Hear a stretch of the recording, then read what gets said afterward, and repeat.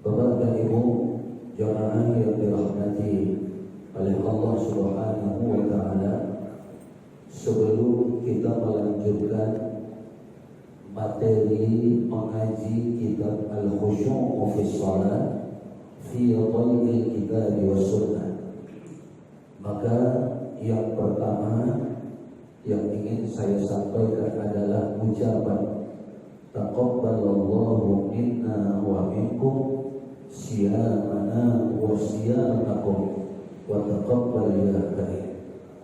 Semoga Allah Subhanahu wa Ta'ala menerima semua amal ibadah, wabil khusus ibadah puasa kita semua, ibadah saya dan ibadah Bapak dan Ibu sekalian, diterima dan diridhoi oleh Allah Subhanahu wa Ta'ala. Kalimat itu hanya beberapa hari saja terdengar kemarin di awal bulan Syawal. Lalu apakah benar kalimat itu hanya dianjurkan kita ucapkan sama-sama kita ketika bertemu, saling mengucapkan kalimat itu? Apakah hanya di satu hari, satu Syawal saja, atau sampai kapan? Nah, maka para ulama itu mengajarkan kepada kita, doa ini saling mendoakan sesama kita itu tetap dianjurkan untuk kita ucapkan setiap kali kita bertemu dengan orang yang belum bertemu dengan kita sejak kita masuk ke satu Syawal kemarin. Kalau yang sudah ketemu tidak masalah lagi, tidak kita ucapkan. Tapi kalau mau diulang itu masih dianjurkan. Sampai kapan? Nanti sampai kita bertemu dengan bulan yang kita mulai berdoa di sana. Wa balighna Ramadan. Bulan apa itu? Bulan minta bertemu lagi dengan Ramadan tahun depan. Maka sebelum doa itu kita bacakan, sekarang ini doa kita untuk Ramadan yang kita tinggalkan. Berarti sampai nanti menjelang bulan Rajab, kita masih disuruh ingat-ingat Ramadan yang kita tinggalkan. Begitu masuk bulan Rajab, barulah kita ingat kepada Ramadan ke depannya yang 2 bulan lagi kita temukan, yang 2 bulan lagi kita berjumpa dengannya. Saling terus mendoakan, semoga ibadahku dan ibadahmu, puasaku dan puasamu diterima oleh Allah Subhanahu wa Ta'ala. Kenapa? Karena Bapak dan Ibu jamaah yang dirahmati oleh Allah, berdoa agar ibadah kita diterima oleh Allah itu jauh lebih penting dibandingkan ibadah itu sendiri. Jadi mengerjakan ibadah itu penting, tapi meminta kepada Allah agar ibadah itu diterima oleh Allah itu jauh lebih penting. Maka jangan ada orang yang kerjakan terserahlah, kerjakan terserahlah, kerjakan tidak peduli lagi lah, yang penting sudah lewatlah. Oh tidak. Jauh lebih penting kita meminta agar ibadah kita diterima oleh Allah, bahkan dibandingkan dengan pentingnya mengerjakan ibadah itu sendiri. Kenapa? Tadi di rakaat pertama kita, Ustaz Amin membacakan ayat dari surah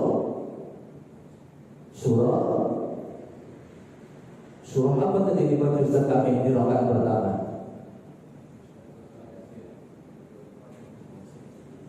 Surah Al-Ghashiyah.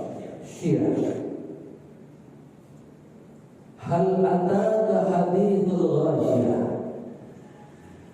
Tahukah kalian apa di antara yang terjadi pada hari kiamat itu, kata Allah.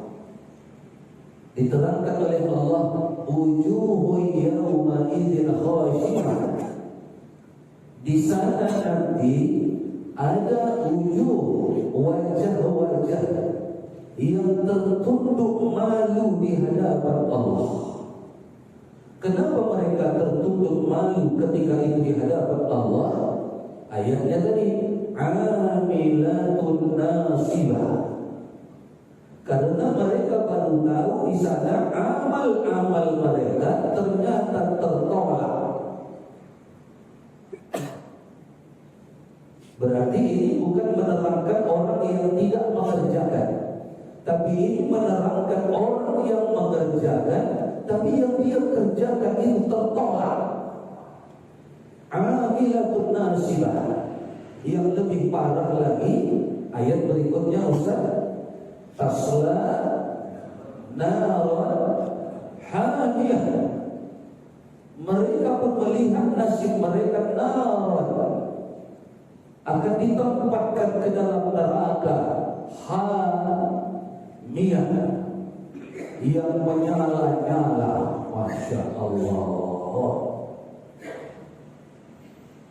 Yang malu nanti di sana bukan orang yang tidak mengerjakan tertunduk malu, tapi yang mengerjakan yang tertunduk malu.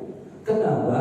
Karena ternyata amalan mereka itu tertolak. Amilatun nasibah, tasla naran hamiyah, dan mereka ditempatkan nanti di dalam neraka yang menyala-nyala. Maka jangan cuma dikerjakan, tapi yang dikerjakan itu diperbaiki supaya apa? Peluangnya untuk diterima oleh Allah lebih besar. Setelah itu mintalah terus-menerus kepada Allah agar ibadah yang dikerjakan itu diterima oleh Allah Subhanahu wa taala. Tidak menjadi amilatun nasibah, menjadi amalan yang tertolak. Nah, maka dari itu Ramadan sudah kita tinggalkan. Jangan dianggap berlalu begitu saja. Terus minta kepada Allah supaya ibadah kita di bulan Ramadan kemarin itu diridhoi oleh Allah, diterima oleh Allah Subhanahu wa taala. Kalaupun kita kemarin merasa bersungguh-sungguh mengerjakannya, maka sekarang lebih bersungguh-sungguh lagi meminta agar ibadah itu diterima oleh Allah Subhanahu wa taala.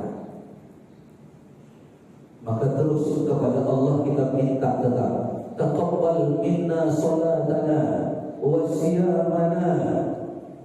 Ada yang menyebutkan satu persatu, wa qiyamana wa ruku'ana wa qu'udana. Ada yang menyebutkannya secara keseluruhan, taqabbal minna salatana wa sa'iru a'malina. Terima ya Allah salat yang sudah kami kerjakan. Terima ya Allah amal-amal ibadah semuanya, wasairu amalina, semua amal ibadah yang sudah kami kerjakan. Terus minta kepada Allah, jangan sampai nanti amalan kita menjadi amilatun nasibah. Kepada Allah kita minta diterima. Kita sama kita saling mendoakan. Jumpa yang belum ketemu dari sejak lebaran kemarin. Taqabbalallahu minna wa minkum wa taqabbal ya karim. Jawabnya juga sama. Taqabbalallahu minna wa minkum, taqabbal ya karim. Terus bahkan itu tadi nilainya. Sesungguh-sungguhnya kita mengerjakan amal ibadah, lebih bersungguh-sungguh lagi meminta agar ibadah itu diterima oleh Allah Subhanahu wa taala. Jangan sudah dikerjakan, bahasa orang sekarang, selembe ya dia katanya. Mau diterima atau tidak dia tidak peduli lagi, bahkan dengan lagak yang kadang-kadang terserah Allah lah, mau diterima atau tidak, udahlah. Berarti kurang berharap, kurang memohon dan kurang meminta kepada Allah agar ibadah-ibadah kita itu diterima oleh Allah Subhanahu wa taala. Saatnya kenyataannya kita masih mengingat-ingat Ramadan kita. Jangan dulu, nah kemarin di awal Syawal saya lihat malah di ujung Ramadan masih ada yang berdoa semoga Allah mempertemukan kita kembali dengan bulan Ramadan tahun depan. Ternyata terbukti dia tidak ke masjid lagi. Kenapa? Nunggu Ramadan tahun depan. Terbukti dia tidak baca Quran lagi, nunggu Ramadan tahun depan. Karena doanya begitu. Ketika kita tanya, kenapa mau bertemu lagi dengan Ramadan tahun depan, padahal baru pisah dengan Ramadan. Kata dia mau ke masjid, Ustaz, sekarang 11 bulan di antara Ramadan, ke masjidlah. Tidak disuruh kita menunggu Ramadan tahun depan, minta bertemu dengan Ramadan tahun depan. Nanti kalau kita sudah bertemu dengan bulan Rajab, bulan Sya'ban, baru minta balighna Ramadan. Kalau sekarang mintanya itu menyimpang dari tuntunan. Bahkan penyimpangannya tadi berakibat tadi. Kami mintanya bertemu Ramadan tahun depan lagi. Kata Nabi kita sallallahu alaihi wasallam, kalau orang kita tanya nih, kenapa pula minta bertemu Ramadan tahun depan? Oh, nikmat kemarin Ustaz ke masjid siang dan malam.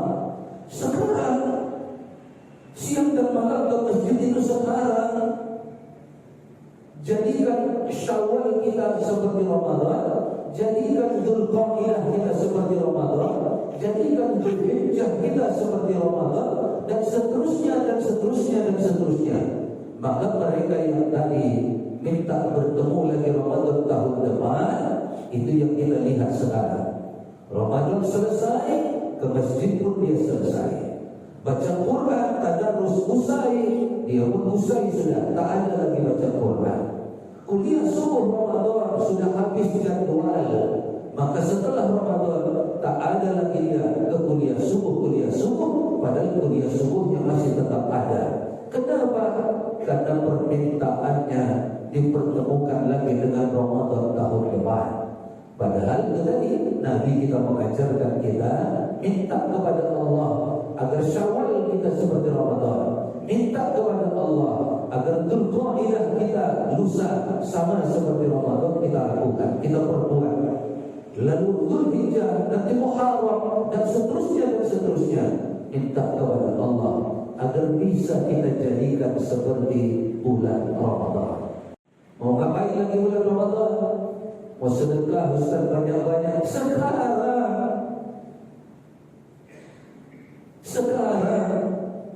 Jangan nunggu Ramadan tahun depan.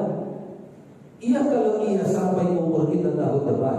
Kalau tidak, lewatlah Syawal. Kalau tidak, lewatlah nanti Dzulqa'dah. Tidak diperlakukan seperti Ramadan. Lewatlah nanti Dzulhijjah, lewatlah nanti Muharram, lewatlah nanti Safar, dan seterusnya. Karena dia menunggu hanya datangnya Ramadan. Kalau tidak dipertemukan, maka sia-sia 11 bulan yang dilewatinya. Oleh karena itu, Bapak dan Ibu jamaah yang dirahmati oleh Allah, mari kita terus tetap untuk saling mendoakan agar ibadah kita sendiri dan ibadah saudara-saudara kita diterima oleh Allah Subhanahu wa taala, karena kita berkeyakinan bersungguh-sungguh meminta agar ibadah yang sudah kita kerjakan diterima oleh Allah.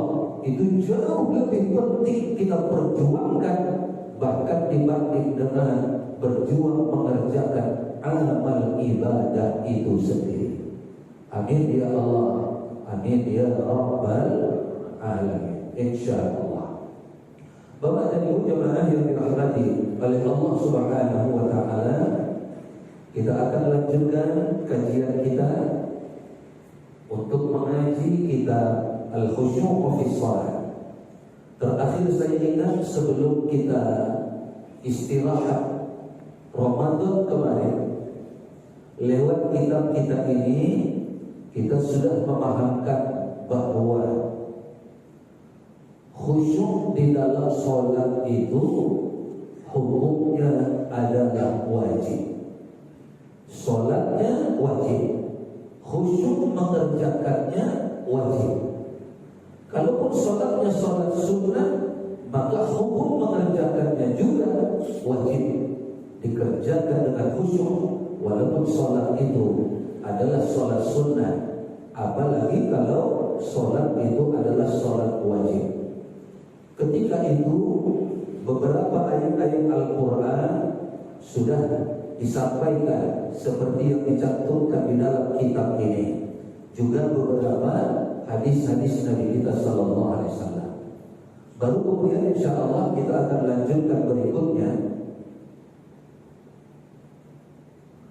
Setelah kita mengetahui bahwa khusyuk di dalam sholat itu adalah wajib hukumnya, maka berikutnya dalam judul bab ini, nah yang bawa kitab ada tadi, karena kemarin banyak juga yang beli kitab ini. Kalau ada yang bawa boleh dibuka, kalau yang tidak bawa nanti diulang dibaca-baca di rumah. Jadi setiap kita kuliah subuh, kitab ini boleh dibawa. Ya, ada yang bawa itu? Oh ada? Lupa. Kalau ada yang bawa, kita lompatin karena sebagian sudah pernah kita bahas nih. Kita lompat ke halaman 208. Lanjutan dari kemarin bahwa hukum khusyuk di dalam sholat itu adalah wajib. Di halaman 208 dari kitab ini, Bapak dan Ibu, disebutkan bahwa ada beberapa, berarti tidak satu, ada beberapa faktor-faktor yang dapat menghilangkan kelalaian di dalam sholat, serta dapat mengundang datangnya kekhusyuan. Jadi ada beberapa hal yang hal-hal tersebut itu bisa menghilangkan kelalaian dan juga dapat mengundang datangnya kekhusyuan di dalam sholat. Di awal alinea dari judul ini disebutkan bahwa karena khusyuk itu wajib, maka hukumnya juga wajib untuk mengusahakan datangnya khusyuk itu. Jadi khusyuknya wajib, mengusahakan datangnya khusyuk itu juga wajib. Maka artinya apa? Yang tidak berusaha dia untuk khusyuk, maka berdosalah dia. Kenapa bisa berdosa? Tadi kita khawatir nanti dikerjakannya ternyata tadi amilatun nasibah. Amal itu bisa tertolak dan juga nanti menyebabkan tasla narun hamiyah, tempatnya justru di dalam neraka, dan mereka nanti wujuhun yawma idzin khashi'ah, hanya tertunduk malu saja di negeri akhirat nanti. Maka kita diperintahkan dengan hukum wajib mengusahakan jalan-jalan supaya bisa khusyuk. Kita diwajibkan mengusahakan jalan-jalan yang bisa menghilangkan lalai. Kalau tidak peduli sama sekali khusyuk atau tidak khusyuk, tidak peduli sama sekali lalai atau tidak lalai, maka dia mengabaikan kewajiban menempuh jalan tersebut. Maka kuliah subuh kita ini bagian dari mengusahakan itu. Kita ingin mengusahakan lewat majelis ini menghilangkan kelalaian dan juga mengusahakan datangnya kekhusyuan wajib. Lalu disebutkan di sini dari beberapa hal, dari beberapa faktor yang dapat menghilangkan kelalaian dan dapat mengundang datangnya kekhusyuan. Yang pertama dan yang paling utama adalah, ini yang pertama disebutkan di halaman 208, nanti yang kedua disebutkan di halaman 210 dan seterusnya. Apa yang pertama dan yang utama disebutkan di sini? Hal yang dapat menghilangkan kelalaian dan dapat mengundang datangnya kekhusyuan Yang pertama adalah mengenal Allah Subhanahu wa ta'ala. Yang pertama, itu yang utama. Maka bagaimana nasib orang yang mengerjakan sholat tapi tidak mengenal Allah? Apa yang terjadi ketika dia sholat itu? Apa yang dia rasakan ketika dia mengerjakan sholat itu? Ketika yang mengerjakan sholat itu, yang pertama, tidak mengenal Allah Subhanahu wa ta'ala. Maka dari itu penting dan sangat-sangat penting kita berusaha mengenal Allah Subhanahu wa ta'ala. Berusahalah agar kita bisa mengenal Allah. Kenapa? Karena di dalam sholat itu tujuan kita mengerjakannya adalah untuk menyembahnya. Bagaimana kita bisa menyembah dengan baik kalau yang kita sembah kita tidak kenal? Kadang-kadang ada pertanyaan, Pak, kita dengar atau kita baca itu di media sosial. Siapa yang disembah dan siapa yang menyembah? Itu sering kita dengar. Maka tadi sudah dapat kita jawabannya. Yang disembah adalah yang berhak untuk disembah. Jangan sampai yang tidak berhak disembah tapi disembah-sembah. Maka kita kenal kalimat la ma'bud illallah. Itu makna dari la ilaha illallah. Tidak ada Tuhan selain Allah. Tuhan itu haknya disembah. Kalau dia tidak berhak untuk disembah, maka dia bukan Tuhan. Maka dalam mengartikan la ilaha illallah, tidak ada Tuhan selain Allah itu maknanya adalah la ma'bud illallah. Tidak ada yang berhak disembah kecuali Allah. Maka ketika kita tadi walaupun cuma 3 kali jadilah la ilaha illallah, la ilaha illallah.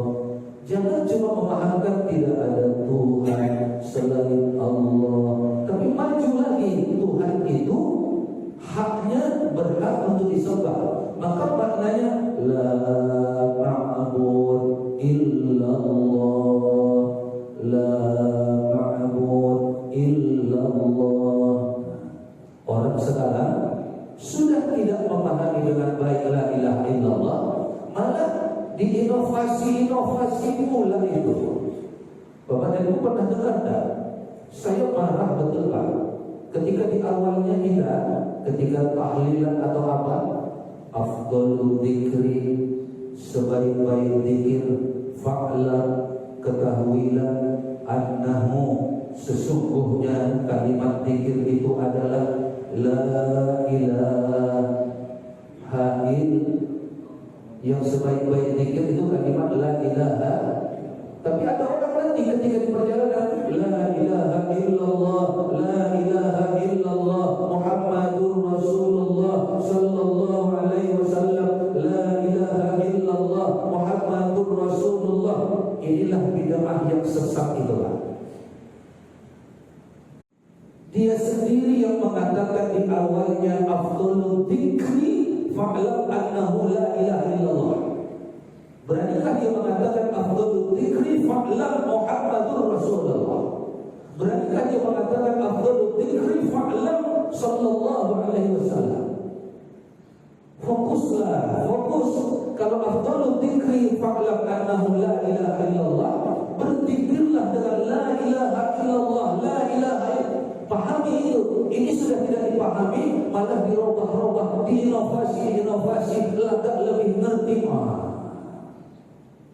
Terkecuali kalau dia di awalnya tidak mengantarnya dengan afdhalul dzikri fa'lam annahu la ilaha illallah, maka terserah sama dia apa yang mau dia pikirkan. Tapi ketika sudah diantar dengan afdhalul dzikri fa'lam annahu la ilaha illallah, jangan yang lain-lain. Malah ada lagi saya dengar tuh, la ilaha illallah Muhammadur Rasulullah sallallahu alaihi wasallam, subhanallah al-azim, subhanallah wa bihamdihi, subhan. Pada waktu itu, bukan pada waktu yang lain, lanjutan dari la ilaha illallah itu dia tambah pula itu lagi. La ilaha illallahnya itu yang kita pahamkan dengan baik. Maknanya tadi, tidak ada yang berhak disembah kecuali Allah. Tidak ada yang berhak disembah kecuali Allah.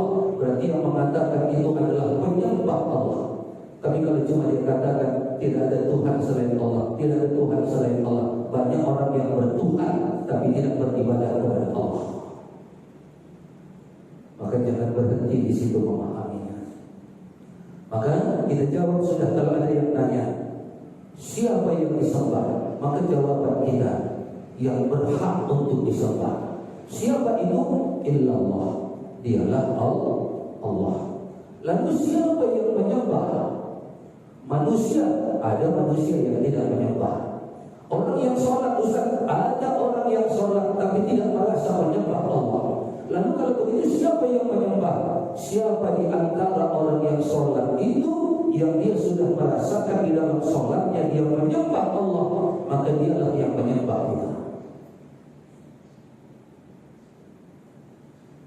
Jangan sampai tadi amilatun nasibah ditolak karena tidak merasa menyembah Allah ketika itu. Nah, oleh karena itu Bapak dan Ibu yang dirahmati oleh Allah, Allah yang kita sembah, maka supaya penyembahan kita itu menjadi baik dan bila perlu sempurna, maka kita penting mengenal Allah. Dan bahkan dikatakan wajib mengenal Allah. Kenapa wajib? Karena resiko kalau tidak mengenal Allah, kalau dia kerjakan saja, resikonya terlalu banyak yang sudah kita sebutkan. Dia akan menjadi fawailul lil musallin, neraka wil. Dia sholat tapi dia lalai. Awas. Yang tadi kita sebutkan sudah, surat yang dibaca dari amilatun nasibah. Dia mengamalkannya, dia mengerjakannya, tapi tertolak. Pada akhirnya tasla naran hamiyah, dia ditempatkan juga ke dalam neraka. Masya Allah.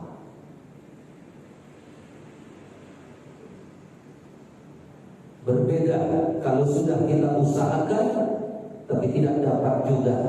Kita sudah gugur kewajiban, kita sudah upayakan, kita pelajari, kita cari kitabnya, kita cari majelisnya, kita cari jalannya, tapi Allah tak juga berikan sama kita mengenal Allah dengan baik. Apa boleh buat?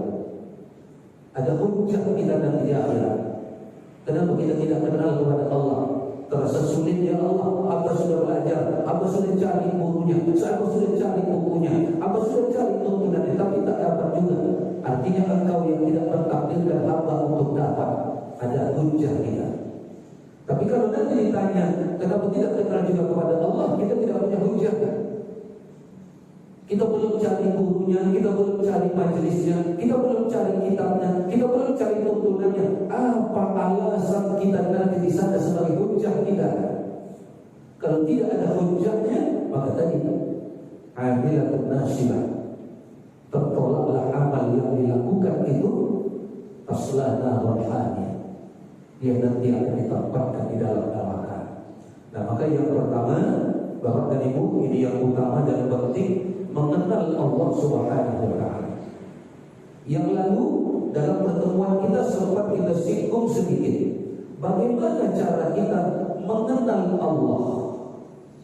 Ini penting.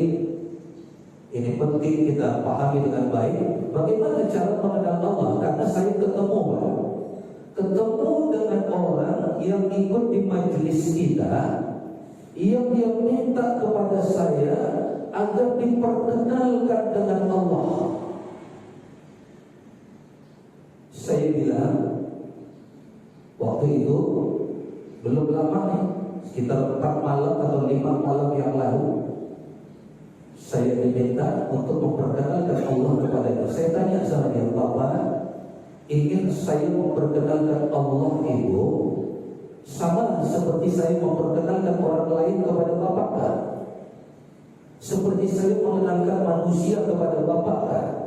Seperti saya mengenalkan orang yang belum Bapak kenal kepada Bapak kan? Seperti saya mengenalkan orang lain, mengenalkan Tuhannya kepada Bapak, sehingga Bapak bisa melihat Tuhan orang lain, bisa memandang patung Tuhan orang lain, bisa memandang gambaran Tuhan orang lain. Saya bilang, yang saya kaget terkejut kata dia, iya Ustaz. Masya Allah.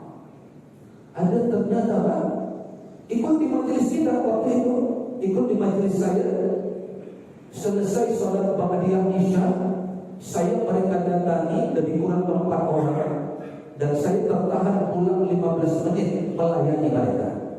2 pertanyaan besar itu muncul ketika itu, sampai yang kedua pertanyaannya, di mana Allah itu Ustaz?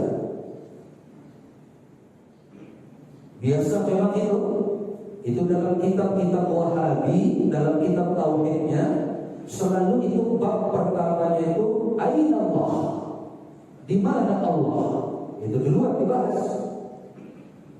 Ini pun ternyata saya ketemu sudah dengan orang yang ingin saya memperkenalkan sama dia gambaran Allah itu kayak gini, seperti halnya Tuhan orang lain, bahwa Tuhan itu, Allah itu rambutnya begini, badannya begini, matanya begini, perawakannya begini.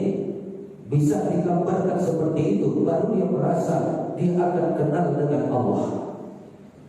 Maka saya katakan, itu menandakan bahwa bapak-bapak sekalian belum mendapatkan tuntunan bagaimana cara mengenal Allah Subhanahu wa Ta'ala. Maka di dalam kitab ini disebutkan mengenal Allah itu, yang lalu sudah saya sebutkan juga ya, mengenal Allah itu dengan mengetahui nama-namanya, lalu kemudian mengetahui sifat-sifatnya. Jadi kita mengenal Allah lewat namanya. Mengenal Allah lewat namanya itu pasti tidak akan meleset, karena Allah itu seperti namanya yang digambarkan itu Pak, tidak meleset. Beda kalau manusia. Kalau manusia ada yang namanya bagus, tapi ternyata perilakunya tidak bagus. Ada manusia yang namanya kurang bagus, tapi ternyata perilakunya bagus. Terbalik.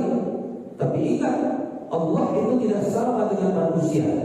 Kalau Allah itu namanya bagus, maka Allah itu benar sesungguhnya seperti namanya, itulah dia. Contohnya, supaya kita bisa ingat-ingat nama kita masing-masing. 10 hari yang lalu ada berita di televisi, ada seorang karyawan depot air galon, air minuman, membunuh majikannya sendiri, membunuhnya dengan sadis, dimutilasinya dalam keadaan masih hidup. Sesudah terputus-putus anggota badannya, lalu dia cor dengan semen sehingga tidak kelihatan. Majikannya sendiri. Ada dengar berita itu Pak? Siapa nama pembunuh itu? Nama karyawannya itu siapa? Muhammad Husain. Husain itu maknanya Hasan, baik. Namanya baik. Kalau kita kenal sama dia namanya Hasan, Hasan, Hasan, harusnya orangnya ini baik, baik, baik. Husain, Husain, baik, baik. Khair, Khair. Ada orang namanya Muhammad Khair, maka harusnya namanya baik, orangnya baik. Jangan buat mengenali Allah dengan namanya seperti kita mengenali manusia yang meleset antara namanya dengan orangnya. Ada orang namanya kurang bagus, tapi ternyata perilakunya sangat-sangat bagus. Tapi Allah, Bapak dan Ibu, jangan sampai ada perasaan kita, alah ini kan cuma nama, ini kan cuma sifatnya saja. Mungkin tidak begini, oh tidak. Untuk Allah tidak begitu.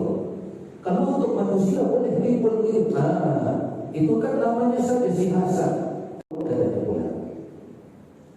Yang itu namanya, itu cuma namanya saja si Latif misalnya. Tapi tengok perilakunya pas kayak Fir'aun katanya. Manusia. Tapi untuk Allah namanya itu tidak meleset seperti namanya, itulah Allah. Kalau dikatakan misalnya salah satu namanya ada Ar-Rahman, Maha Pengasih, maka dia Maha Pengasih, sempurna kemaha pengasihannya itu, tidak ada cacat, tidak ada kekurangannya. Maka kita disuruh mengenal lewat namanya. Kalau lewat namanya kita kenal, kita pasti akan kenal dengan dia, karena namanya tidak meleset dari dia. Kelemahan kita selama ini di sini. Kelemahan kita selama ini di sini. Di mana kurang mengenal nama-nama Allah, sehingga memang kurang kenal dengan Allah. Namanya saja tidak kenal, namanya saja tidak dimengerti apa makna nama ini, maka dia tidak mengenal Allah seperti namanya itu. Termasuk yang berikutnya tadi, mengenal Allah lewat sifat-sifatnya. Lewat sifatnya, Bapak dan Ibu jemaah dirahmati oleh Allah, sifat. Kenapa lewat sifat Allah? Karena sifat Allah itu melekat pada dirinya dan tidak berubah sampai kapanpun. Berbeda dengan kita. Berbeda misalnya begini Bapak dan Ibu, ini misalnya membandingkan. Ada orang disebut pemurah. Kenapa? Asal datang orang minta sedekah, dia pasti kasih. Datang orang minta sedekah, dia tidak pernah tolak. Datang orang minta sedekah, dia pasti layani, dia pasti beri. Ini namanya pemurah. Tapi orang yang punya sifat pemurah itu lebih dari itu, Pak. Tidak nunggu orang datang, justru dia nyari di mana orang minta sedekah, di mana orang yang bisa disedekahi. Dia cari di mana yang bisa dibantu, di mana orang bisa diberi bantuan. Itu namanya pemurah, itu menjadi sifatnya. Bukan sekedar dia berbuat untuk jadi pemurah saja. Ada orang datang, memang dia layani, tidak ada dia tolak, maka dia pemurah. Tapi belum menjadi sifatnya. Karena apa? Ketika rezekinya berlebih, orang tidak datang sama dia minta sedekah, maka dia pun berpangku tangan dan bersedekah. Berarti sifat pemurah itu, sifat suka bersedekah itu belum menjadi sifat dirinya. Allah yang kita disuruh kenal itu sifatnya, bukan sekedar perbuatannya. Bisa jadi memang ada orang yang bersyukur kepada Allah. Kenapa? Karena rezeki yang Allah berikan kepadanya berlebih. Tapi ada orang yang kurang bersyukurnya kepada Allah karena rezekinya memang berat terus. Berarti apa? Dia menunggu rezeki dari Allah baru dia menjadi orang yang bersyukur.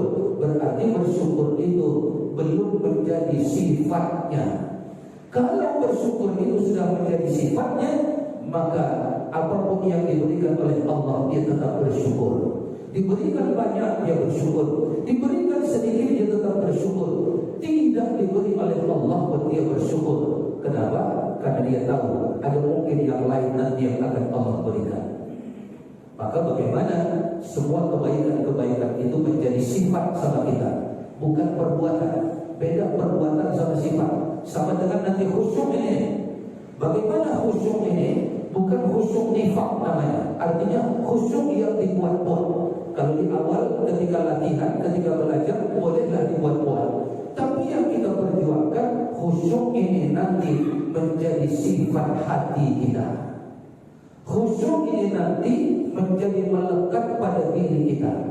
Tanpa kita buat-buat lagi, tanpa kita upayakan lagi, dia datang dengan sendirinya.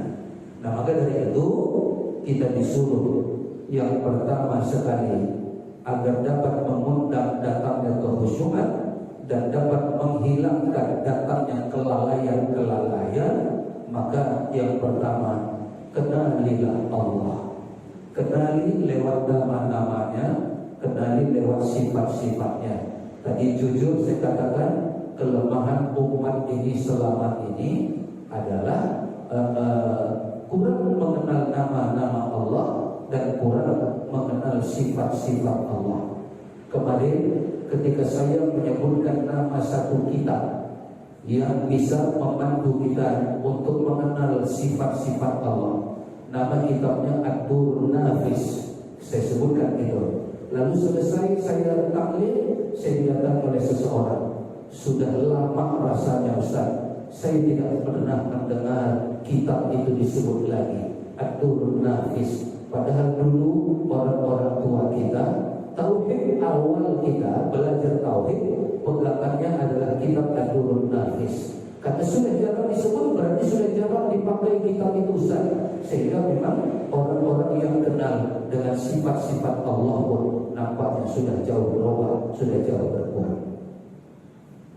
InsyaAllah nanti akan kita lanjutkan pembahasan judul materi dari halaman ini. Nanti yang di rumah sudah ada kitab, boleh dibaca diulang, halaman 208 dan halaman 209. InsyaAllah nanti akan kita lanjutkan pada pertemuan kita yang akan datang. Subuh ini dialog kita tiadakan dulu ya. Subuh ini dialog kita tiadakan dulu, karena materi kita tadi mengantar perpisahan kita dengan Ramadan. Kemudian baru kita masuk ke materi kita Al-Khusyu' fi Shalah ini. Kita bermohon kepada Allah Subhanahu wa taala agar Allah pertemukan kita kembali dalam keadaan sehat walafiat, dalam keadaan segar bugar pada kuliah subuh kita yang akan datang. Amin ya Allah, amin ya rabbal alamin. Kita bermohon kepada Allah, Allah tolong, Allah bantu kita agar mudah mewujudkan hati yang khusyuk,